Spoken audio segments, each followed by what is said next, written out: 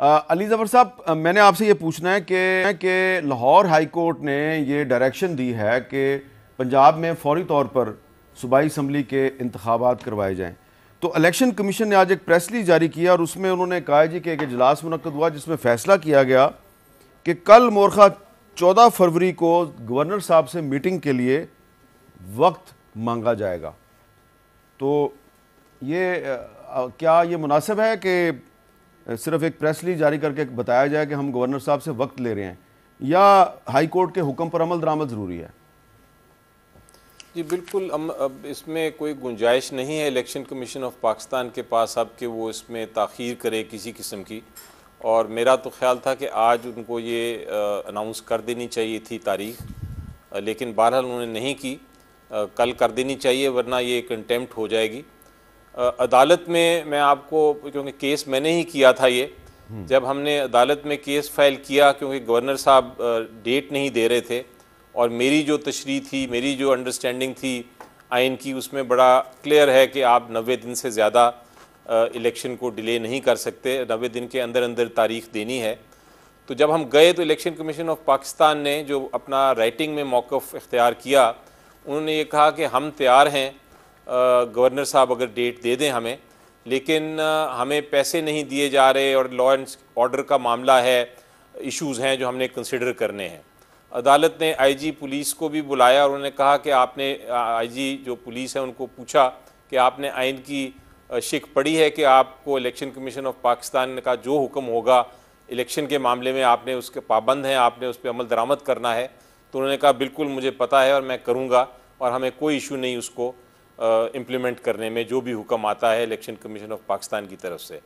Election commission of Pakistan ने यह भी मौक़िफ़ लिया कि हमें फेडरल हुकूमत पैसे नहीं दे रही, तो अदालत ने यही उस पर कहा कि ये पैसे देना ये इनकी ज़िम्मेदारी है, ये नहीं किया जा सकता कि आप इलेक्शन में पैसे ना दें और इलेक्शन ना कराएं। इस तरह तो कभी भी इलेक्शन नहीं होगा, वो तो फिर एक तरह इलेक्शन कमीशन बिल्कुल कुछ नहीं कर सकेगी और फेडरल हुकूमत जब चाहे डिले कर दे, ऐसी आइन में गुंजाइश नहीं है। आप इसको फिल फॉर बैठ के इसकी डेट अनाउंस करें। और इलेक्शन कमीशन ऑफ पाकिस्तान ने जो पहले लेटर लिखा था जो हमने अदालत में पेश किया था गवर्नर को, उसमें उन्होंने गवर्नर को कहा था कि आप 9 और 12 तारीख के दरमियान, 13 अप्रैल के दरमियान, 9 और 13 अप्रैल के दरमियान आप कोई भी तारीख दे दें, हम इलेक्शन कराने के लिए तैयार हैं उन तारीखों पे। तो अब ये कोई मुझे समझ नहीं आई कि आज ये इन्होंने जो प्रेस रिलीज़ दी ये क्यों दी। एक कंटेम्प्ट भी फाइल हो गई है, मुझे जहाँ तक मुझे इल्म है कि कंटेम्प्ट फाइल हो गई है, लेकिन मेरा ख्याल है, मुझे उम्मीद ये है कि इलेक्शन कमीशन ऑफ पाकिस्तान एक आइनी इदारा है, वो पाबंद है हाई कोर्ट के ऑर्डर के ऊपर अमल दरामद करने का। गवर्नर साहब भी पाबंद हैं और जो भी अनाउंसमेंट है ये कल होपफुली 10-11 बजे से पहले हो जानी चाहिए, क्योंकि इसके बाद जो ताख़ीर होगी वो फिर सर्टेनली तौहीन अदालत के उसमें मद में आएगी और उसमें नुकसान हो सकता है बहुत बड़ा इलेक्शन कमीशन ऑफ पाकिस्तान को। तो मोहसिन शाहनवाज रांझा साहब, कल सुबह 10-11 बजे तक इलेक्शन का ऐलान हो जाएगा? देखिए, मैं इस बारे में, ये तो इलेक्शन कमीशन का फ़ैसला है कि वो ऐलान करते हैं, जिस तरह के भी हालात व वाक़यात हैं वो देखते हैं। देखिए, इलेक्शन कमीशन और तौहीन अदालत ये मैं समझता हूँ कि दोनों वो भी एक आइनी इदारा है और उसने इलेक्शन फ्री एंड फेयर कराने। इलेक्शन कमीशन को आप इलेक्शन कराने के लिए जो हालात व वाक़यात और जो उसको साजो सामान दरकार होता है, उसके बीच में अगर उसको जल्दबाजी कहेंगे, उसको कहेंगे फ़ौरन करें। और देखिए, आपका अभी इस वक्त एक कौमी असम्बली के इलेक्शंस चल रहे हैं, उनकी आपकी अलहदा एक, ये वैसे अजीब बात है कि कौमी असम्बली के 33 हल्कों का इलेक्शन हो सकता है और सूबाई असम्बली का नहीं हो सकता। उसमें आपको इंफ्रास्ट्रक्चर भी चाहिए। आपको ये पता होगा पिछले दिनों लोगों ने, कुछ महकमों ने स्टाफ देने से माजरत कर ली कि हमारा स्टाफ कहीं पे है। वो तो सारे फेडरल गवर्नमेंट के महकमे, फेडरल गवर्नमेंट की भी महकमे हैं। उसके बाद मेरे ख्याल से अदालती इदारे ने भी माजरत कर ली कि वो भी स्टाफ नहीं दे सकेंगे किसी और इलेक्शन के लिए जो ज़िमनी को इलेक्शन हो रहा था उसके हवाले से। तो आपको उसके बाद फ़ौज जो है वो मसरूफ़ है, वो नहीं आपको दे सकती।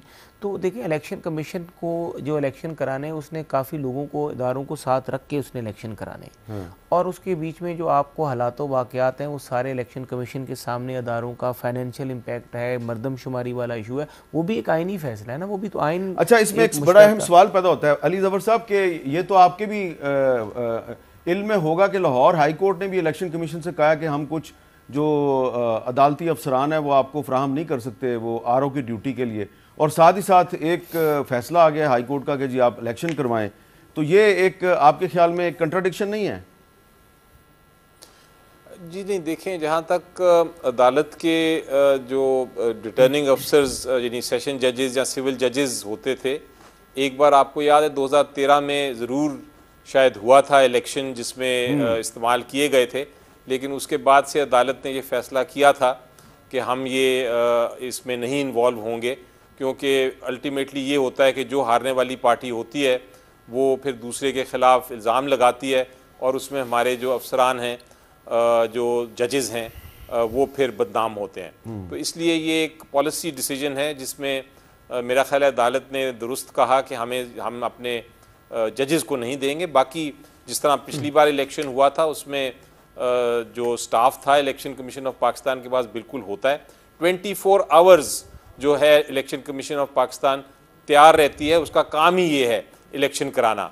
आर्टिकल अगर आप पढ़ें 2018 और 19, उसमें फंक्शन उनकी जो मेन है is to conduct and hold elections. जी बिल्कुल। और आपको याद होगा जब ये अदालत में सुप्रीम कोर्ट में पेश हुए थे, जब ये मामला चल रहा था वोट ऑफ नो कॉन्फिडेंस का, और एक तजवीज़ आई थी हमारी तरफ से कि आप इसमें इलेक्शन करा दें पूरे मुल्क में, तो इलेक्शन कमीशन को बुलाया गया था और इलेक्शन कमीशन ने कहा था कि जी हमें सिर्फ 4-5 महीने चाहिए, हम अक्टूबर अगर इस यानी पिछला जो अक्टूबर गुजर चुका है हम बिल्कुल इलेक्शन करा सकते हैं, हमारे पास सब कुछ मौजूद है।